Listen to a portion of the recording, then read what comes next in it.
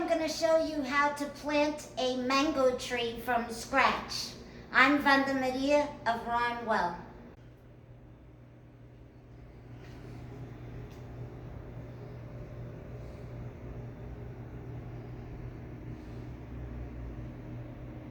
Hi there, Vanda here. I'm going to show you how to plant a mango tree from scratch. So here I have a mango from a neighbor's tree. At the beginning of mango season, they gave us permission to come and take as many as we want. So every time it rains or there's a storm, we go in their yard and just pick up the mangoes that fall off the tree. So this one is a little bit overripe. So what I do with those that are, it's a little bruised and super soft in an area, and they, you know, when they fall off the tree, that happens. So if they're overripe and not, you know, good enough to eat, what I do is I still use most of this mango, and you see when I peel it, just because it has these dark spots, it's still good. But of course it came from nature, it wasn't sprayed with anything, it wasn't taken off the tree unripe. So, you know, it's gonna have bruises and dents and things like that because it comes from nature opposed to something that they pick off the tree when it's green, so it ships well and it comes thousands of miles to get to your supermarket.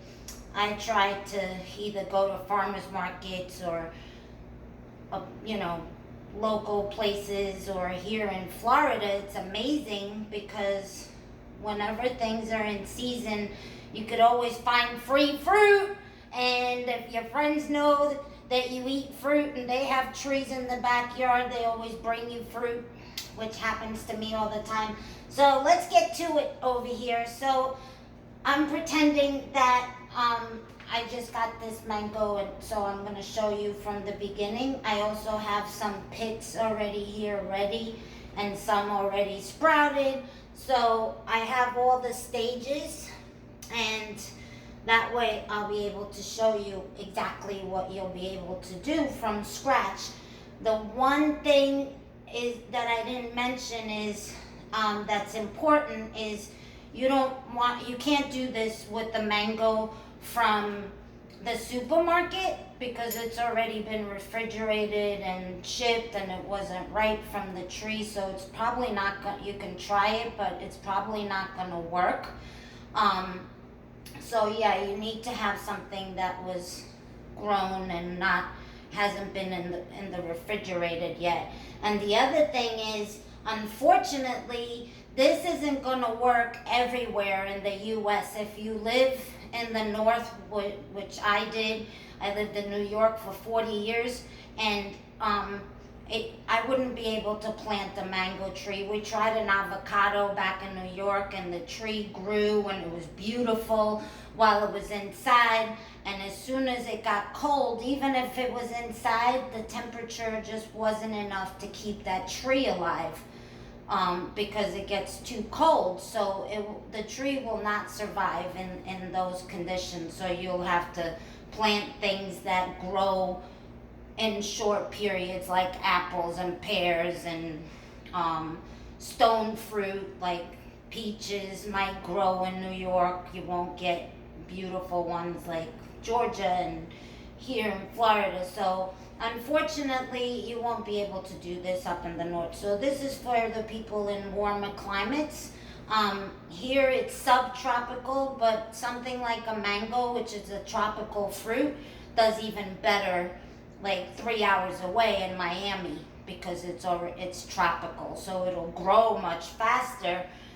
We have a tree outside, and maybe we'll take you outside and show you what it looks like. And we got that already started. We bought it from somebody that did the same thing, and we planted it, and it hasn't, like, it's hardly grown. And like I said, we're in the middle of summer here and it's super hot. So here we go.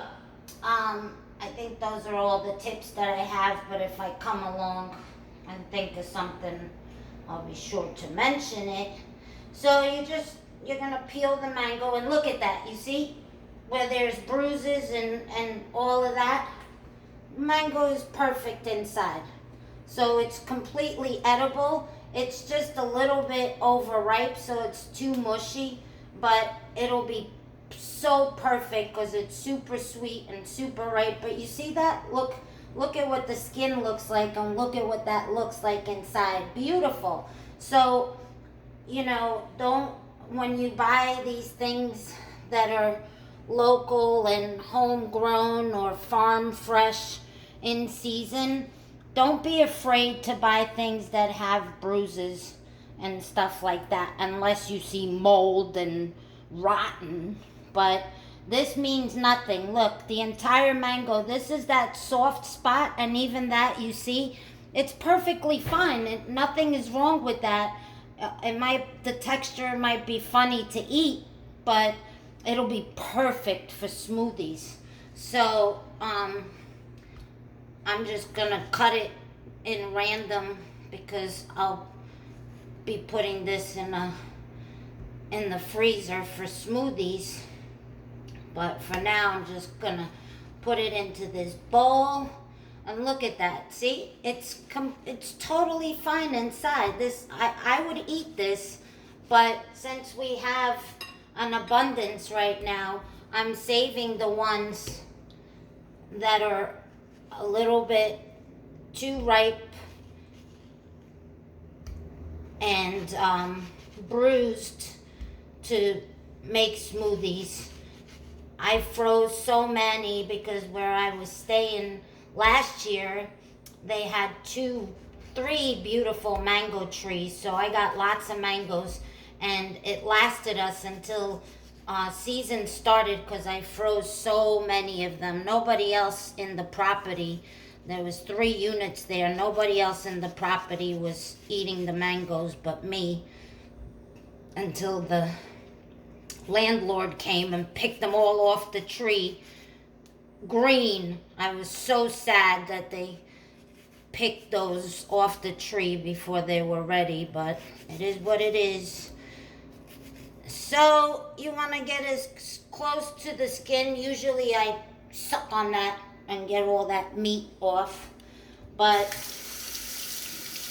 and the reason why you're doing this, you could go right to the next step, but it's too slippery, so to be safe, I make it, and usually I let it dry like I did with the ones that are here that are already ready. But I get all this meat off of it.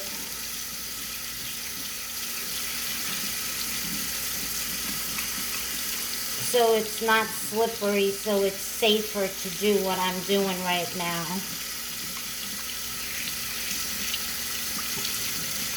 We actually watched another video on YouTube how to do this, and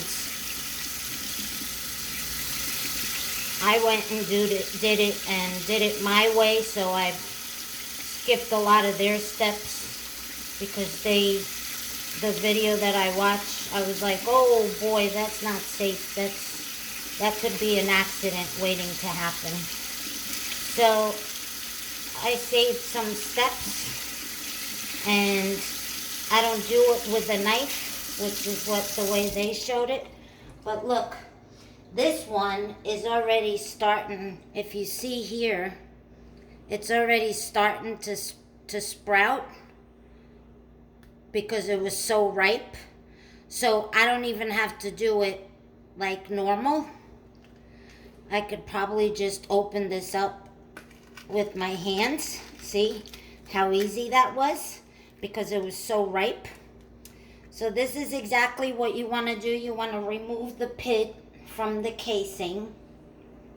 And then you want to take as much of this brown stuff off, either with your fingernail or I'll do the other side with the back of the knife, but I don't mind using my fingernail because the stuff that covers the pit, and look, it's so ripe that everything just comes off so clean.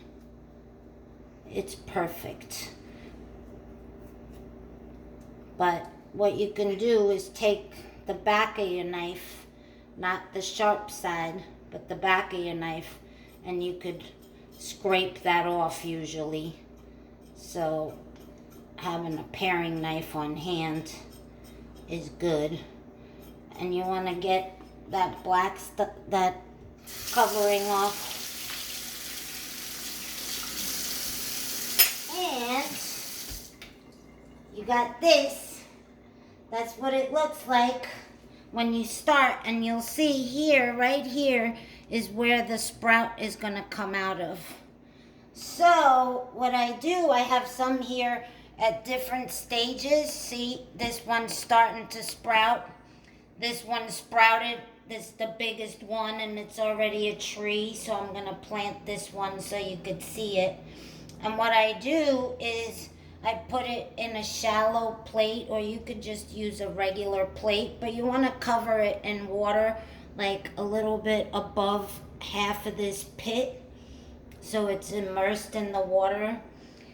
You could use a toothpick and put it over a glass, and then you have to keep the level of the water up all the time. So I came up with this instead, and it's working beautifully. So that's how I'm teaching you how to do it.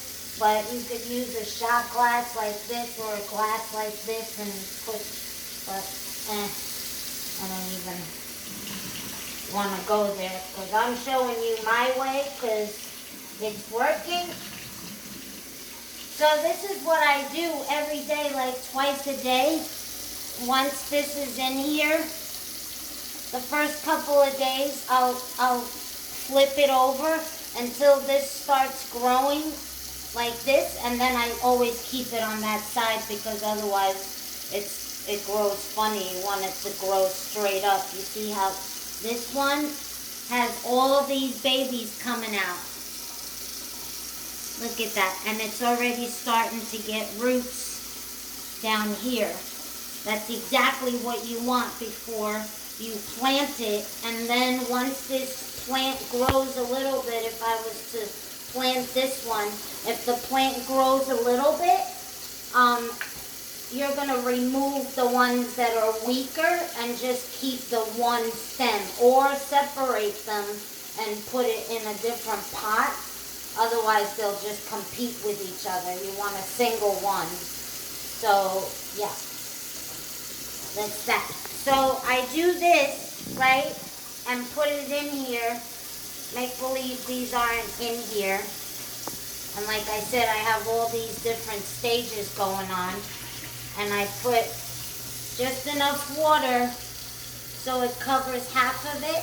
And then I just put it on my windowsill, and within a week it'll start sprouting like that. In a couple of days it started sprouting. I have another bowl here that's at different stages also, see? Because every time I eat one, see, this one has already roots, but it didn't grow, the sprout is still in there. It hasn't grown the tree yet. Look at this one. So, and these are different kinds of mangoes also, because we've gotten different varieties of mangoes, and we've been doing it, so I don't even know which one is which anymore because I mixed them all up. So that's how you do that. It'll take a few days, and like I said, what I do is I go like this and drain the water, hold the pits down, and then change the water like twice a day. First thing in the morning, and then before I go to bed, I do the same thing. So the water stays fresh and it doesn't corrode the actual pit, because then it won't be good for planting. So that's that. I'm going to show you another one that's not, see, this one's not open. This was from another neighbor, They got beautiful mango trees. We got lychees from them. But you see, this one is completely closed. So what I do is I take kitchen shears, being really careful, and I'm gonna go along the edge, but not too close, because you don't want to cut through the pit inside. So along the edge on the outside, just enough to be able to pry it open. And you see, it's pretty easy to do this with scissors, which I came up with, because like I said in the video that I watched, they used a knife to pry this open, and that looked way too dangerous for me, because if you slip and hit a finger or your hand, you're gonna need stitches. So you see how easy it is to do it. You just pry it open, and there it is. So again, that's garbage that can go into your compost, and then if it peels off, it peels off, and whatever doesn't peel off, then you could scrape with your knife, because this part will get gross. But you see, that one was pretty easy. There's some I had to scrape, so it depends. So judge upon that. But look, this one is already got a little tiny sprout right here, so you know this is gonna sprout in a couple of days. It's gonna turn green and it's gonna sprout just like the rest of these, right? So I'm gonna give it and put it in there just like the rest of them. So that's how it works. Look, very easy. There's two ends to it. You don't want to go through the thick end. You want to go through the flatter end of the pit, and just start over here and go through the side just enough, and then pry it open, and here it is. Look at this one. This one's already starting to sprout it already too, because again, these were off the tree. They fell off the tree and they were ready, just like nature intended for you to eat your fruit. So, but you see, this one, it's not cooperating as easily. So I will have to run this under and get as much as that. This side came off perfect. You see, there's a little sprout on this one already also. So in like a week or so, it'll be like this, or a week and a half. This is the biggest one, is the first one we did. So you see the back of the knife, the flat side, and you just want to scrape it as much as you can.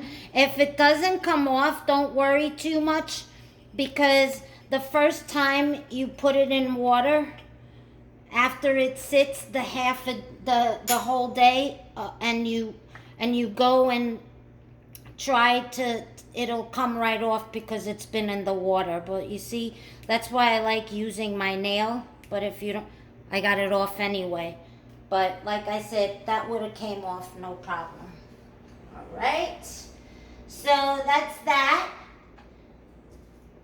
Super easy, right? So now I'm gonna take this one, and the trick with that, which really surprised me when I watched the video, was, whoa, I never even knew that's what you would do.